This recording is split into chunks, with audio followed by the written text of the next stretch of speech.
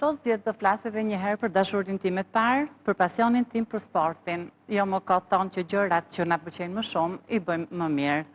Doja të ndaja me ju një mesazh të rëndësishëm për sportin, një ndikimin e jetën në të gjitha femrave.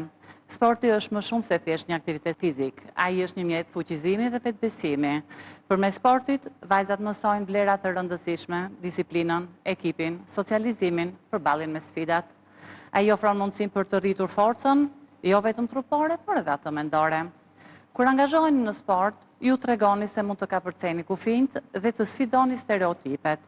Në botën e sotme, gjithnjë më shumë femra po tregojnë se janë të forta dhe ato arrin të konkurrojnë dhe në nivelet më të larta, duke ndryshuar perspektimet dhe duke frymëzuar të tjerët.